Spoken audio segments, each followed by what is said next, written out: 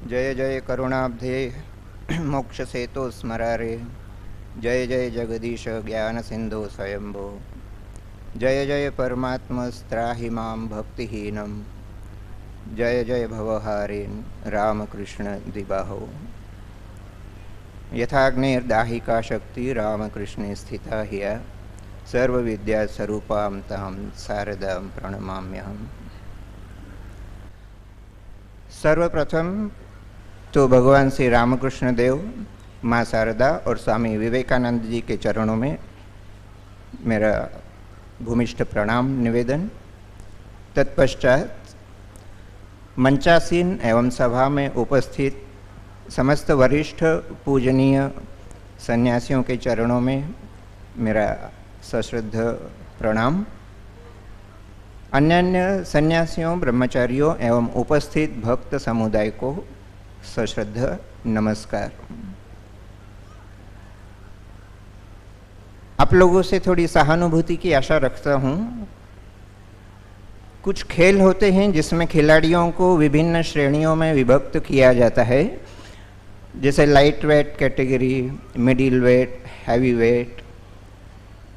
तो कोई light weight का नवागत खिलाड़ी यदि किसी दिन अचानक अपने आप को एक ऐसे दल में पाए जहां 3 हैवी वेट चैंपियन मौजूद हो, तो उस खिलाड़ी की मानसिक अवस्था कैसी होगी, इसका आभास मुझे अभी मंच पर बैठे हुए हो रहा था। और इसलिए आप लोगों से सहानुभूति की थोड़ी आशा है। और सिर्फ सहानुभूति ही नहीं, आप लोगों का मैं क्षमा प्रार्थी भी हूँ।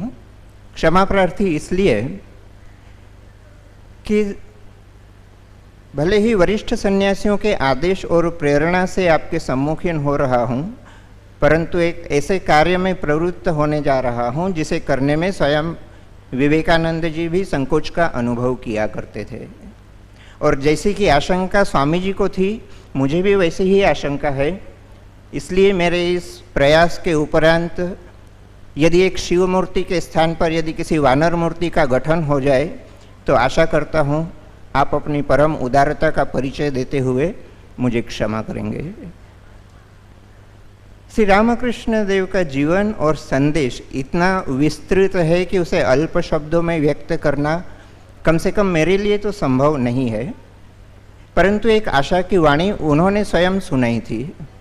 वे कहा करते थे, गंगा स्नान करने के लिए गंगोत्री से गंगा सागर तक प्रत्येक स्थान पर स्नान करने की आवश्यकता नहीं होती। किसी एक स्थान पर अवगाहन करने से भी गंगा स्नान का पुण्य प्राप्त होता है।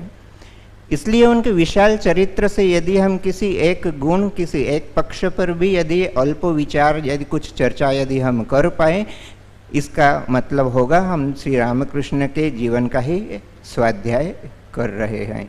और उस एक गुण के लिए भी हम निर्भर करेंगे स्वामी विवेकानंद जी के ऊपर, जिन्होंने घोषित रूप से भले ही श्री रामकृष्ण देव की कोई जीवनी नहीं लिखी हो, परंतु हमारे सैकड़ों आश्रमों में हजारों भक्तों द्वारा प्रतिदिन गाए जाने वाले संध्या आरती स्तोत्र के रूप में एक प्रकार से स्वामी जी ने श्री रामकृष्ण देव के जीवन को ही सूत्र रूप से आबद्ध किया है।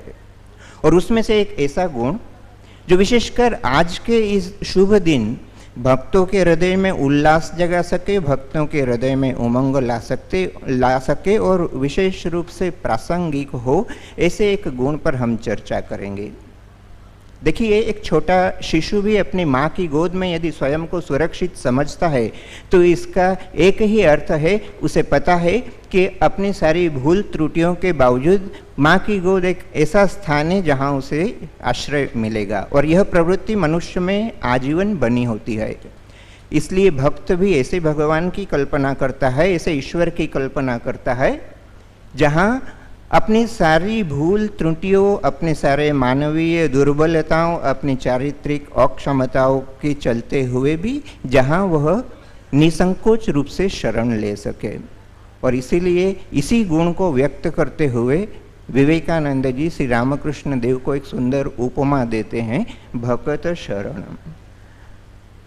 अब यहाँ एक प्रश्न हो सकता है, संसार में तो जो उच्च पद प्रतिष्ठित व्यक्ति है, जो शक्तिशाली व्यक्ति हैं, वे अपने अनुयायियों को, अपने अनुगामियों को, अपने शिष्यों को, या और भी सामान्य भाषा में कहा जाए तो अपने चमचों को आश्रय दिया ही करते हैं। श्री रामकृष्ण देव किस प्रकार के शरणदाता थे, यह प्रश्न मन में आ सकता है। सिर्फ आर्थिक, सामाजिक, राजनीतिक क्षेत्र में ही नहीं, धर्म के क्षेत्र में भी देखा जाता है। मनुष्य इतना स्वार्थी है कि ऐसे धर्म, ऐसे मत भी होते हैं जहाँ ईश्वर की कल्पना भी ऐसे व्यक्ति के रूप में की जाती है जो सिर्फ अपने शिष्यों को शरण देता है और बाकी को शायद नरक की अग्नि में जलने के लिए छोड़ देता है। तो स्वाभाविक ही मन में प्रश्न उठता है कि श्री रामकृष्ण कैसे शरणदाता हैं। इस पार्थक्य को, श्री रामकृष्ण ऐसे शरणदाता नहीं थे, इस अंतर को, इस पार्थक्य को रेखांकित करने के लिए विवेकानंद जी और एक बहुत सुंदर विशेषण का प्रयोग करते हैं और कहते हैं निष्कारण भक्त शरणम। यानी कि श्री रामकृष्ण देव की शरण दाता की भूमिका में किसी प्रकार का कोई स्वार्थ नहीं था, वे निष्कारण रूप से शरण देने के लिए तत्पर है। परंतु यह तो हुई सैद्धांतिक चर्चा। आइए कुछ उदाहरण के माध्यम से हम देखने का प्रयास करें श्री रामकृष्ण कैसे निष्कारण भक्त शरण थे। तो सर्वप्रथम हम देखते हैं उनके सन्यासी शिष्यों की तरफ। और सन्यासी शिष्यों में यदि मैं विवेकानंद, ब्रह्मानंद, शारदानंद जैसे नामों का यदि प्रयोग करूं, यहाँ फिर किसी के मन में प्रश्न हो सकता है कि इन सन्यासियों ने रामकृष्ण देव के नाम के प्रचार प्रसार या संघ की स्थापना और उसकी संचालना में जो भूमिका निभाई, इसे देखते हुए इन पर श्री रामकृष्ण देव की कृपा को शायद निष्कारण मानना समीचीन नहीं होगा। तो हम वैसे भी श्री रामकृष्ण देव के जीवन में यदि हम देखें तो उनके जीवन काल में ही उन पर इस प्रकार के आरोप, इस प्रकार के अभियोग लगा करते थे कि वे सिर्फ शिक्षित परिवारों के संभ्रांत युवकों को ही शरण देते हैं।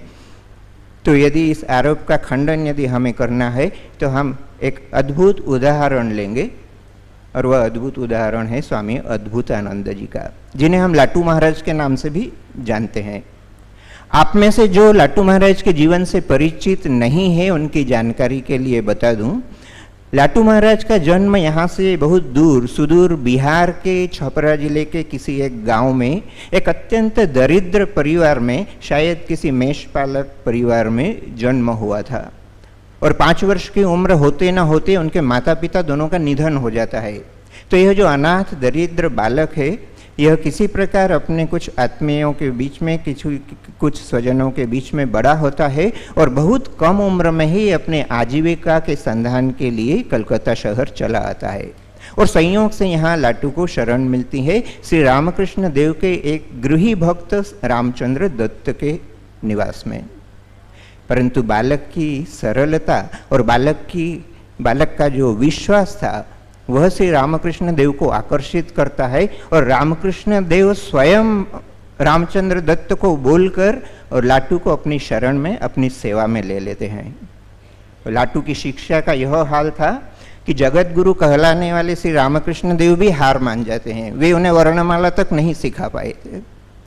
तो बाह्य दृष्टि से यदि देखा जाए, विवेकानंद इत्यादि शिष्यों के साथ लाटू का जो अंतर है वह जमीन आसमान का अंतर है। एक अज्ञात कुलशील संपन्न बालक, अत्यंत दरिद्र, जिसकी कोई तथाकथित शिक्षा दीक्षा नहीं है, इस प्रकार के एक बालक को श्री रामकृष्ण देव अपनी निष्कारण भक्त शरणता के चलते न सिर्फ अपने चुनिंदा सन्यासी शिष्यों में स्थान देते हैं, बल्कि उन्हें आध्यात्मिक दृष्टि से यदि देखा जाए, अध्यात्म ज्ञान, ब्रह्म ज्ञान, तत्व ज्ञान, ईश्वर ज्ञान, किसी भी नाम से आप देखें, तो इन सब क्षेत्रों में श्री रामकृष्ण देव ने उन्हें विवेकानंद इत्यादि शिष्यों के समतुल्य किया। और यह एकमात्र श्री रामकृष्ण देव के निष्कारण भक्त शरणता के कारण ही संभव हुआ। यदि गृही भक्तों की तरफ यदि हम ध्यान दें, यहाँ भी यदि मैं रामचंद्र दत्त, बलराम बोस, नाग महाशय इत्यादि भक्तों का यदि उदाहरण दूं, शायद सभी को पसंद न आए, इसलिए एक ऐसे भक्त का उदाहरण लेंगे जिन्हें श्री रामकृष्ण देव के प्रति कोई अंध भक्ति तो थी ही नहीं, जिन्हें अपने संपूर्ण जीवन में ही कभी धर्म, आध्यात्म या ईश्वर की आवश्यकता महसूस नहीं हुई। आप जानते ही हैं। और उनका नैतिक जीवन भी उन्हीं के शब्दों में यदि देखा जाए, वे कहा करते थे कि मैं यदि कहीं बैठ जाऊं तो जहां बैठूंगा वह जमीन तक अपवित्र हो जाएगी। जिनके नैतिक जीवन का स्तर ऐसा था, जिन्हें ईश्वर में कोई विश्वास नहीं, ऐसे बंगाल में आधुनिक रंगमंच के जनक गिरीश चंद्र घोष जब श्री रामकृष्ण देव के संपर्क में आते हैं तो कुछ दिनों के बाद की एक घटना है। ठाकुर एक बार उनके थिएटर में जाते हैं और उस दिन शायद गिरीश ने कुछ अधिक मात्रा में ही मद्यपान किया था, तो वे ठाकुर के सामने एक अद्भुत निवेदन करते हुए कहते हैं कि आप यदि मेरे पुत्र के रूप में जन्म ले तो शायद मैं आपकी कुछ सेवा कर पाऊं। और ठाकुर अचंभित होकर कहते हैं, मैं क्यों तुम्हारे पुत्र के रूप में जन्म लेने लगा, और यदि मुझे आवश्यकता हुई तो मैं तुम्हारा गुरु या इष्ट होऊंगा। मद्यपान की अधिकता तो थी ही।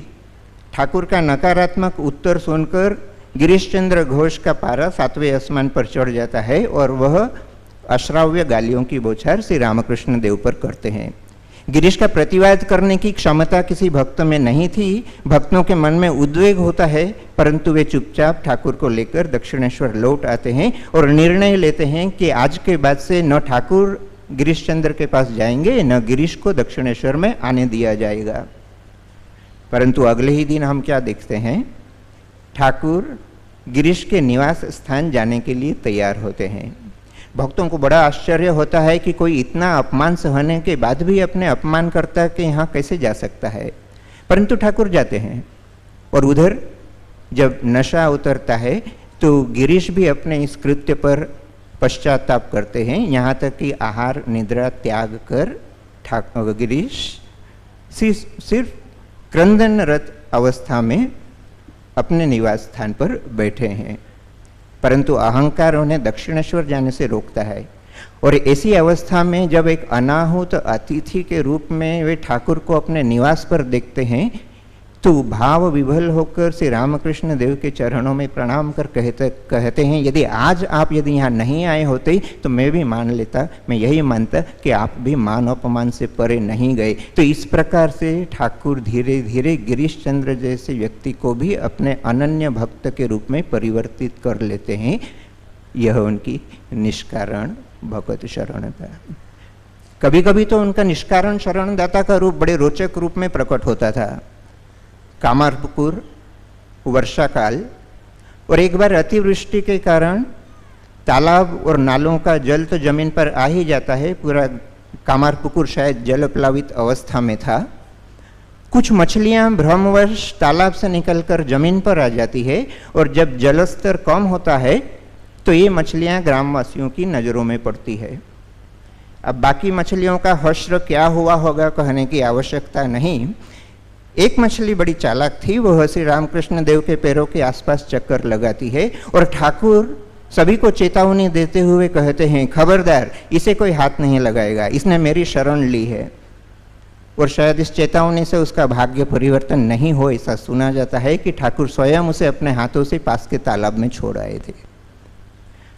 और एक बहुत हृदय स्पर्शी घटना है।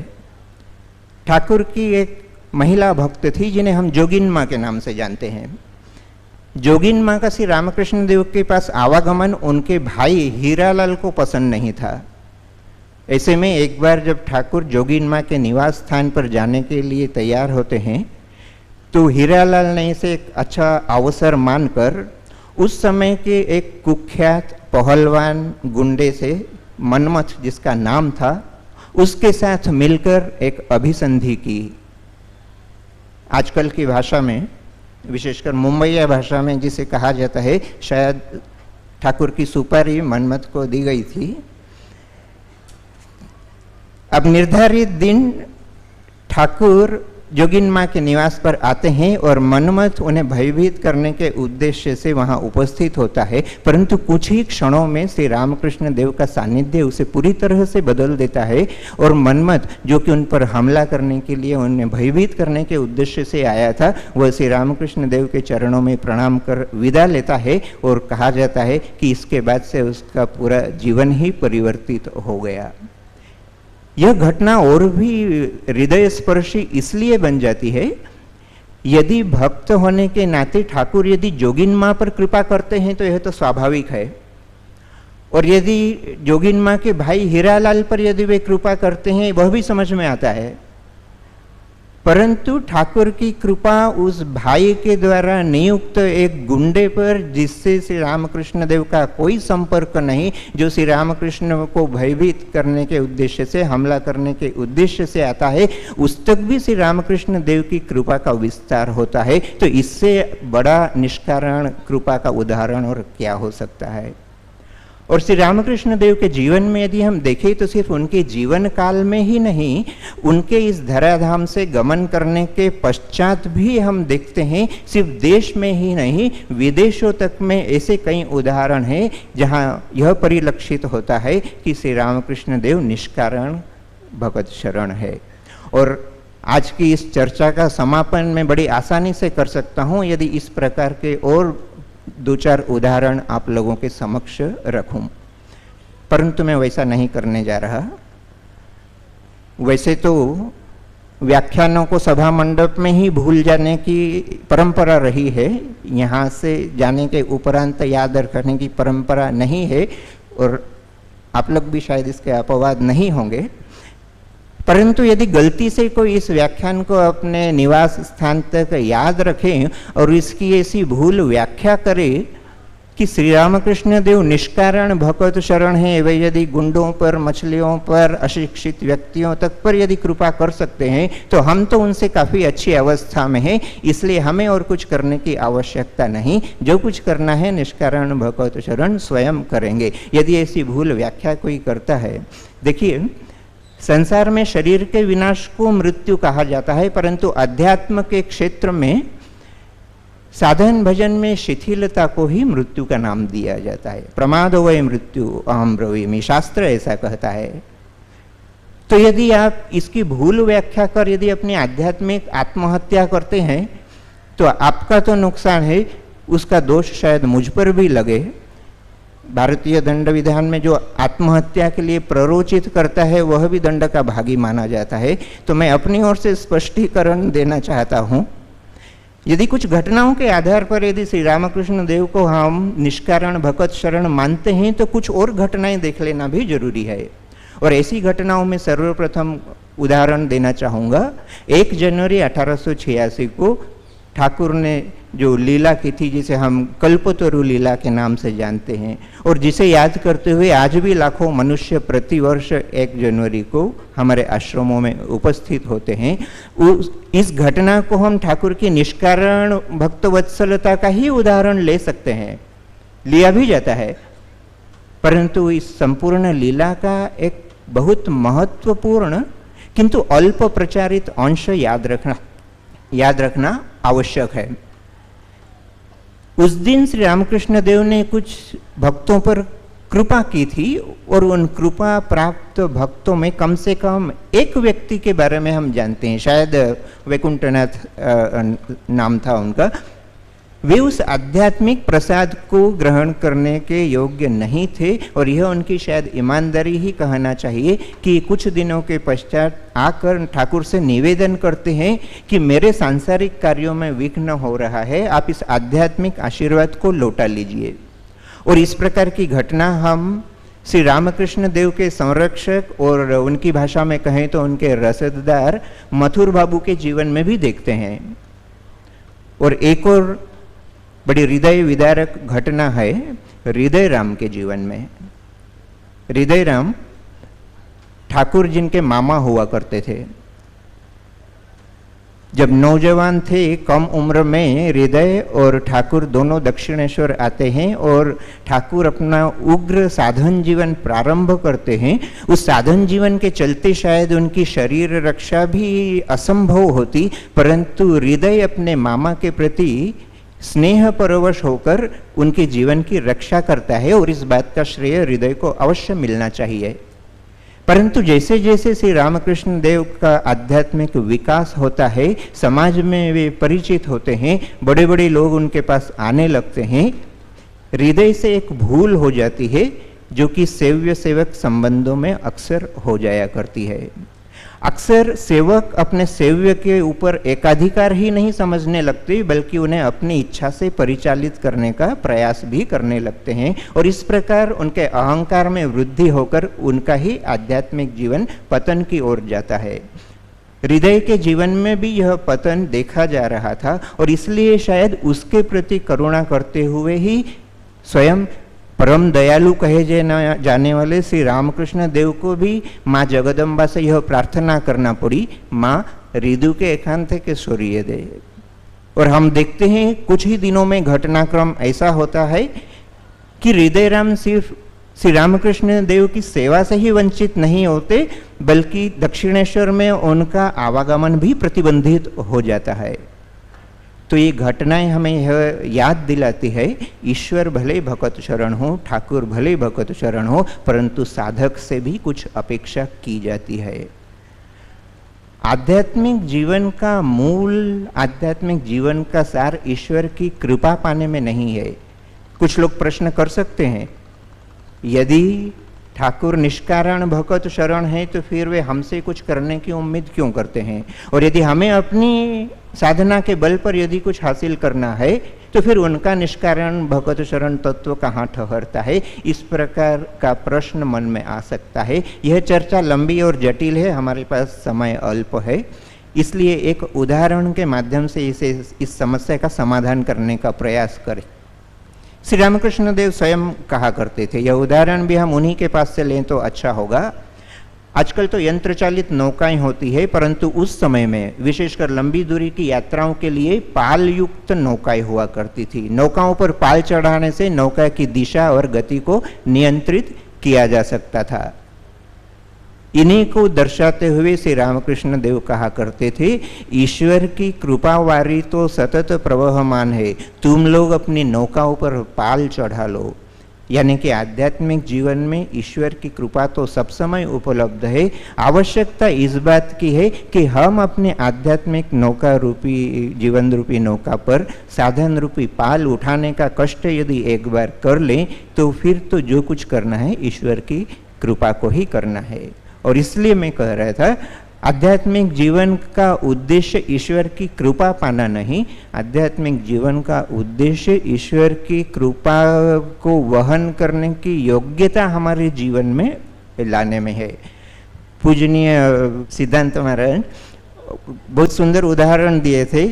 बांग्ला में एक बहुत सुंदर गीत उन्होंने उदाहरण दिया, इसी प्रसंग में मुझे याद आता है, आमी तो तुम्हारे चाहिए जीवों तुम ही अभागारे चेजो। यानी सांसारिक जीवन में देखिए एक तरफा प्रेम अधिक दिन नहीं चलता, परंतु अध्यात्म जीवन में ईश्वर की विडंबना यही है कि हम जैसे भी हो, जितने भी कुकर्मी कुसंगी हो, ईश्वर का प्रेम हम पर हमेशा बना हुआ रहता है। आवश्यकता इस बात की है कि हम जो ईश्वर विमुख जीवन व्यतीत कर रहे हैं उसे थोड़ा प्रयत्न करके यदि हम ईश्वर की ओर अभिमुख यदि करें तो ईश्वर की कृपा तो हम पर सतत विराजमान है ही। इसलिए आज के शुभ दिन हम इसी बात का प्रण और प्रार्थना करें कि हम उनकी कृपा को धारण करने के योग्य बने। और समाप्त करने से पूर्व एक बात और कहना चाहूँगा, आज उनकी जन्मतिथि के इस शुभ अवसर पर इस बेलूर मठ के पवित्र प्रांगण में इस दुर्लभ मंच से यदि मुझ जैसे अयोग्य व्यक्ति से यदि वे अपनी महिमा का प्रचार करवा लेते हैं, और इससे भी बड़ी बात इस अवसर को माध्यम बनाकर यदि वे अपने जीवन का स्वाध्याय, अपने जीवन का अनुध्यान करवा लेते हैं, तो मेरे इस विषय के प्रसंग में यही कहूँगा कि यह भी उनके निष्कारण कृपा का ही प्रसाद है।